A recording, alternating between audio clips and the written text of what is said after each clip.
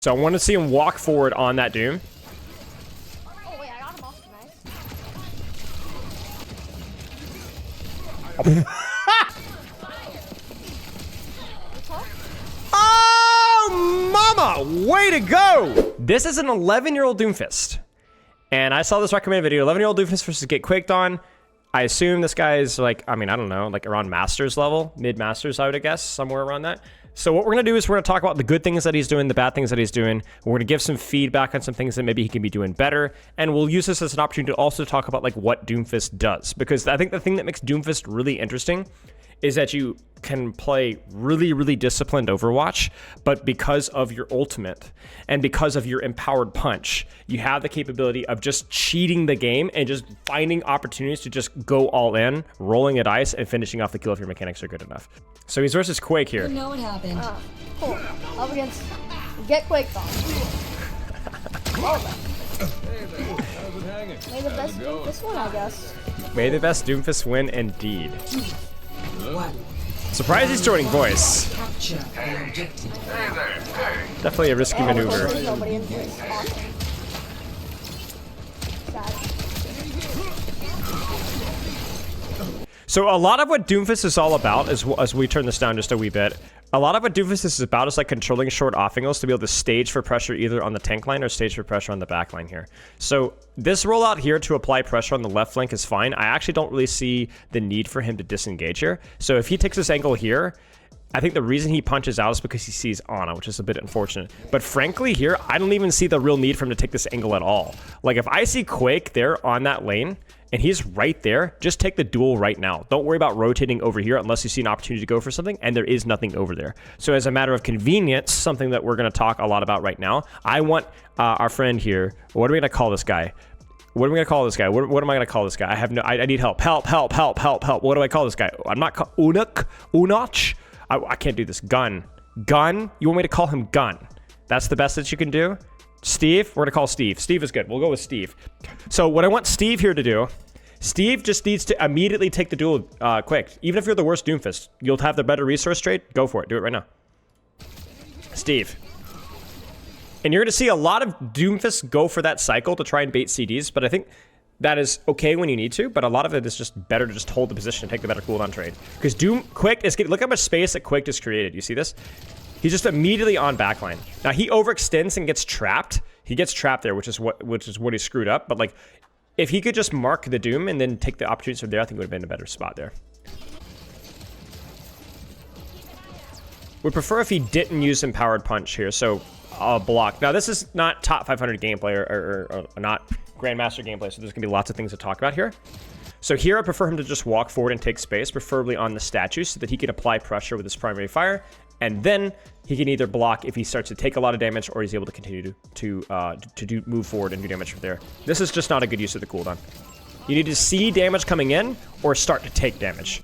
And here is a great example of an unnecessary cooldown cycle. So I love this slam because this puts damage on backline, builds shields, controls an off angle, and also because he's landing on this pillar, which is really, really, really good, he's actually in a position now where he doesn't even need to use his punch to disengage to bait sleep dart. He can actually just use the natural cover itself to force the sleep dart or bait the sleep dart. If they push into them, they might be able to sleep them, but then he can punch into them. So it's a risk for them to try to push him. I think you should just hold the angle here.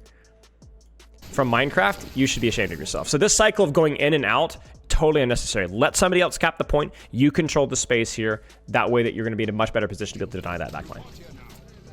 You see, that immediately, you notice that they fill that gap, right? So then this is where he needed to be. So I want to see him walk forward on that Doom. Oh wait, I got him off. Nice. The GOAT. Sure. Let's walk forward. And then from here, I want to see us, we could either go for a slam punch trade on the top left, or we could even use the opportunity to take space up here or up here with one cooldown and rotate from there. So he's actually going to deep rotate. He slam cancels as he does the damage and then finishes with the punch. Beautiful. Look at the mechanics here. Let's slow this down here. So he doesn't even take space. He just takes the angle and immediately pushes, which I think is smart. They're up one, slam. I wouldn't have minded a quick shot in there before shooting the punch, but obviously with sleep dart on the battlefield, I get it. Then he blocks once he sees damage coming in, buys some time, Nice little HP trade there. Good stuff. Beautiful. Steve might be the greatest of all time. Will he do it? No.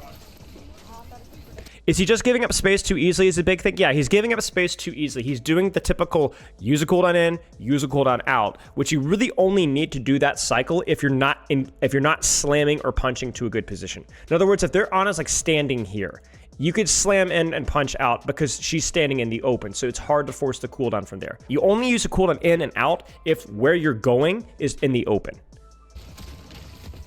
I like holding this choke here. Don't punch, don't punch. I think he's playing for the prediction. Yeah, and see, this is the thing. 11-year-olds? Hey, Matt. Yeah, you work with kids too.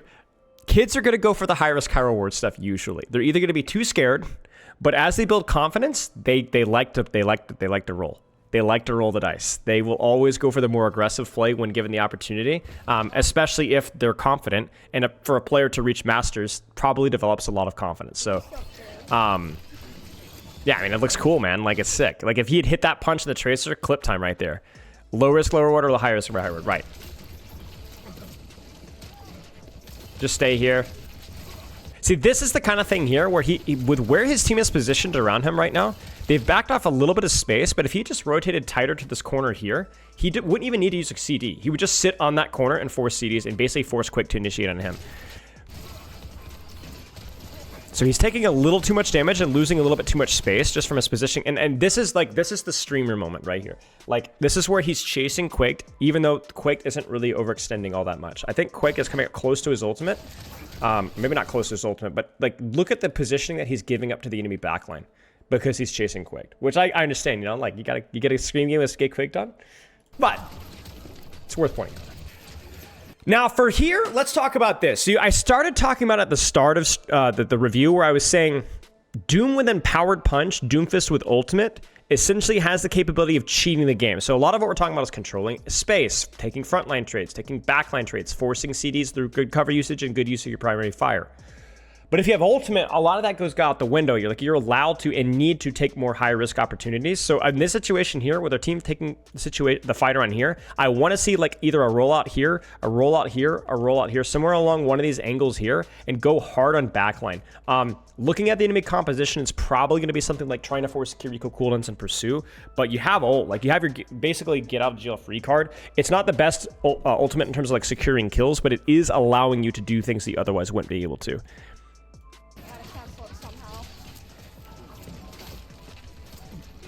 Like right now, we're giving up so much space for no reason. Like we could just hold this angle and shoot the Echo in the face and or avoid her and pick a different angle.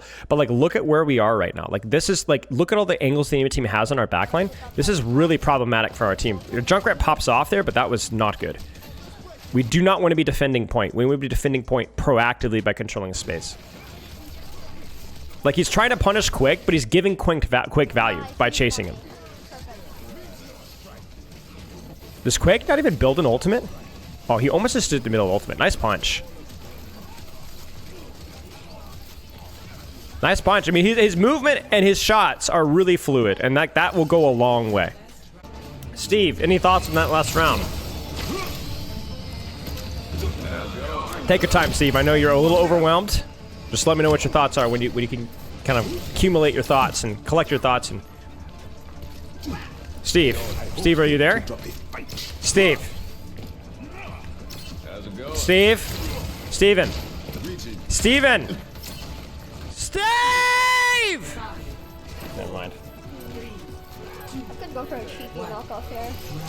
You go for a cheeky knockoff here, guys. Nice little roll out there. Doesn't quite get it. A cheeky... He's going for a cheeky one, guys.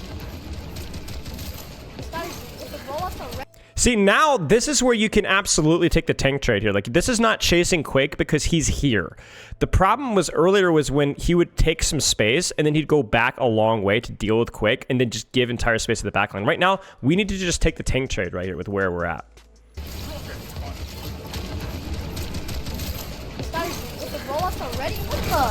The guy with the rollouts already? What the? What? Okay. Get him, punch him. I would love to see, frankly, like, I would love to see earlier punches on this guy. Like, just tap punch. If you could get Quaked here and hit him into a wall, shooting him in the head, you're going to force empowered, you're going to force slam, empowered punch. You're going to force him out. You're going to win that HP trade. Now you're thinking, oh, but isn't using punch going to allow him to use this empowered, his power block? Nobody cares. He's not controlling any space using his empowered block here at all. You take the HP threat now. Same thing goes here. Like, I think there was a little bit of a hesitation. I think he's trying to cancel his block, or maybe he's just a little slow. But, like, I see this here. Bro, this is Christmas time. Just tap the punch into the wall. The guy's cooked. That's Suzu right there. Right there. Just take it. Shoot it. Spilo trying to say something other than hold short off-angle challenge level impossible. Listen, I already said, if you have empowered punch and you have ult or you have the position for it, you could go crazy with it. But in the meantime, take the trades, man. Take the trades. Okay. Pop him. Give him, like, right there. Pop him right there. Because your back's to open space, his back's to a closed wall. If you pop him right there, you will always win that HP trade. Tap him. Ah! You see, we're peeling too much. Look at the space that we're given. Like, we don't take the tank trade where we're given the opportunity, then we end up peeling afterwards. So then now it's like, and see, look at the space now, right? Like, Quaked has created all the space. The challenge has been, will Quake create the space and survive? And so far in this game, the answer has been no. Quaked has really struggled with that. But when it's yes, he's cooked. See, now we're chasing. We're running around the map. And not in a good way. And, oh, we got Quake, but at what cost? Little mechanical tip when you're dealing with Tracer, more of a matchup tip than mechanical, I guess, is at this level, Tracers will always blink your slam. So what you're going to do here is you need to predict where the Tracer's going to blink to, right? So if I'm slamming in at this initiation, where's the only location where Tracer can blink to? Right? Backwards, right? Only way, if she blinks in, that's not smart because she's putting herself deeper into your backline. So she's always going to blink out. So as weird as it sounds, most of the time when you're slamming past somebody, you're going to 180. But when you're slamming past anything like a flanker, especially Tracer, she's usually going to blink back or to the side. So that could change her slam angle. So watch what happens. We turn, but she's blinked back. And so we miss the free 50 damage. And that also makes it easier for you to line up your follow-up shot, which with a fuss slam and a follow-up shot on this Tracer, she's dead. Nice punch. Really, really nice. Okay, wait. Okay, wait indeed. The GOAT. Do it. Yes! We tried to Quake. It didn't work out. Tap it. I think we're charging punch a little too much in the Doom mirror sometimes. So, for example, right here. You notice how Doom just taps punch on us? Good to know, Didact. I'll check it out as soon as we're done. So, Doom just taps punch. Like, Quake just taps punch. The reason why you tap punch here, Resnas, think of the sub, is what's really matters is not just the punch damage, but the follow-up shot right there.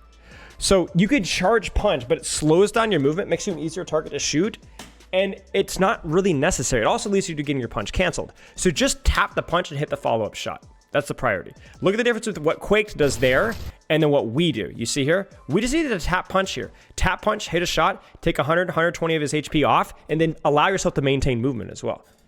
The lockout also helps you to win the HP trade, exactly. And that gets you full sickied.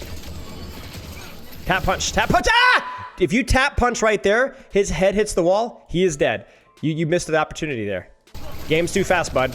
Charged punch is better when you have the time to charge it, either with the element of surprise, or you're at an HP, or you're going versus a slower moving target that can't avoid the punch. But you'll notice that, like, in higher levels, full charging punch, I think in general happens a lot less often the higher up you go. Because even just if you have empowered punch, a slight charge punch, tap punch into a wall with a follow-up shot, oftentimes that's all you need versus a 200 HP. Going around the corner, dropping from high ground. Yep. Anytime where you have a downtime that you can utilize to charge the punch. We're dead.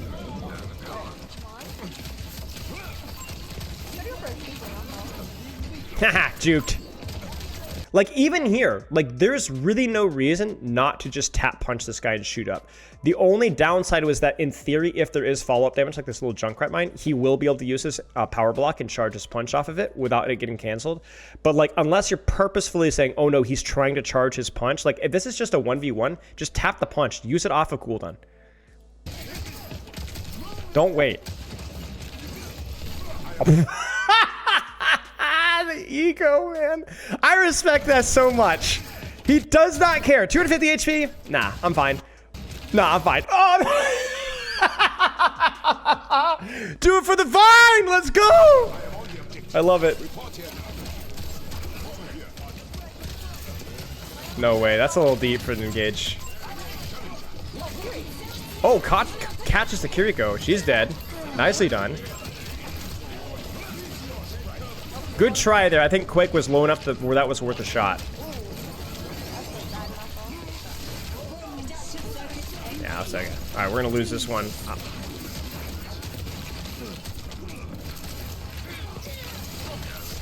No way Quake dies. Yeah, I was gonna say. No.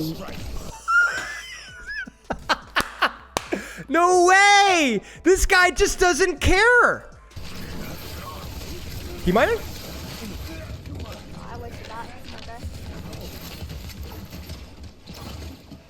Well, listen, man. YOLO indeed. YOLO indeed. This is why we don't let 11-year-olds have driver's licenses.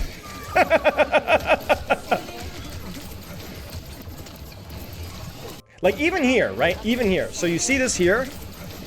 Just tap punch. Just tap punch right here. Bam, she's dead. Like, if you hit this punch here before she flies, she is dead. She's gonna eat the punch into the wall. One shot, she'll fly up, follow-up shot, she's dead.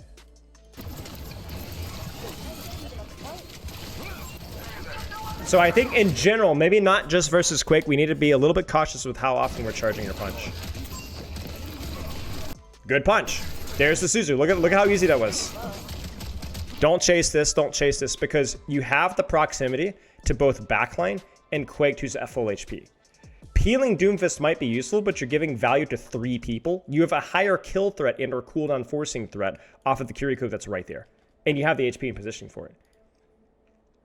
What's up, Rax? Hey, kids, there's always a kid somewhere making you look terrible. I say that as Quake feeds.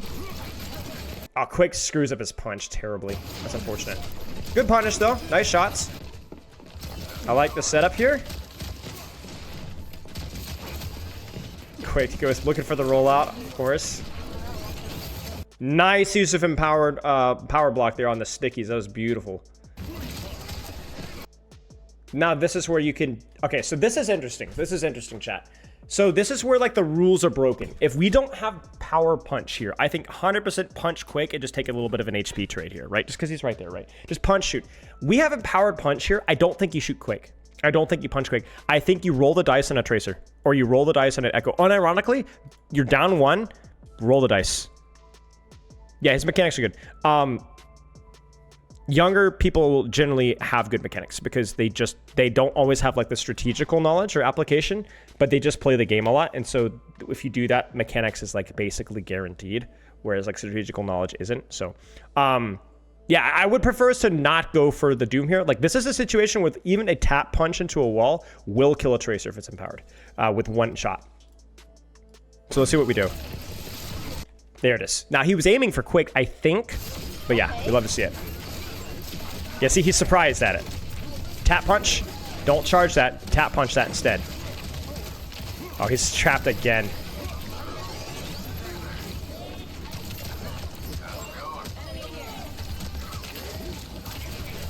Oh, great turn on the slam there. Check this out.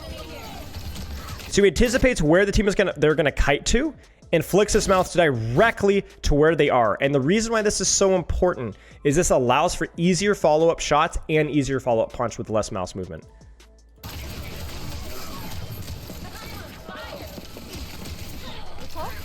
Oh, mama! Way to go!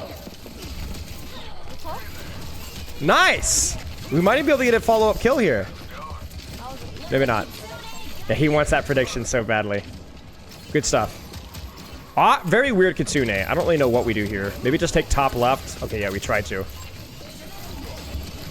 Yeah, see, do you see again, we're peeling here. We're peeling. Don't worry about peeling. You have the position to control that backline by yourself, especially with your ultimate. Don't do this. Look at the space that he's giving him. You see this? Look at the space that he's giving him.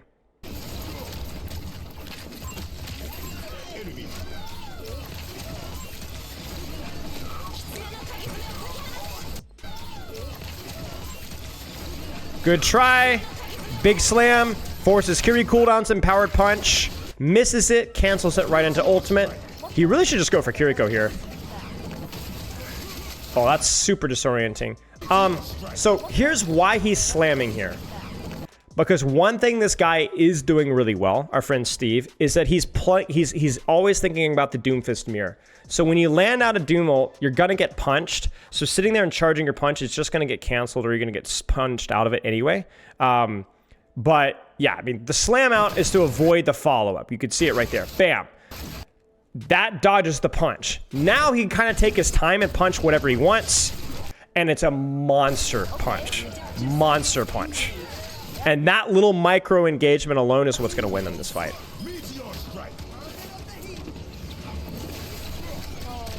Oh, we mistimed it by just a little bit. I would definitely tap punch this here. So right here, tap punch right here, and stop focusing quick. Tap punch. Don't slam then charge punch, right? Because that, you see the difference right there? You see the difference between Quake and our friend Steve here? Sits here and charges the punch, just gets canceled. Bam. Just shoot. Just tap the punch. So, nicely done to Steve. Let's see what he has to say for himself. Steve? Yo. So I hope you guys enjoyed that little gameplay where the 11-year-old Doomfist kid went up against GetQuakedOn. And I will see you next time. Goodbye. Huge shout out to First Bullet. Give our friend Steve a subscription here, y'all, and a like on his video. So we're not gonna, yeah. So main feedback I'd have for Steve here. So focus a little bit more on controlling the space where you set up, and don't worry about chasing people too much. I think part of that was because it was quick, but even if there is a streamer there, play your game, control your space, control your lane. You don't always have to use a CD in, CD out. If when you go in with a CD and you have a good corner, just hold the position. And in terms of micro engagements, I want to see more tap punches. Not just versus the Doom mirror, but just in general when you have a situation to apply immediate pressure. Don't sit there and charge up that punch and then leave yourself with your pants down. So the kid was 4 when Doom was released. Yeah. But yeah, sick stuff, mate. Sick stuff.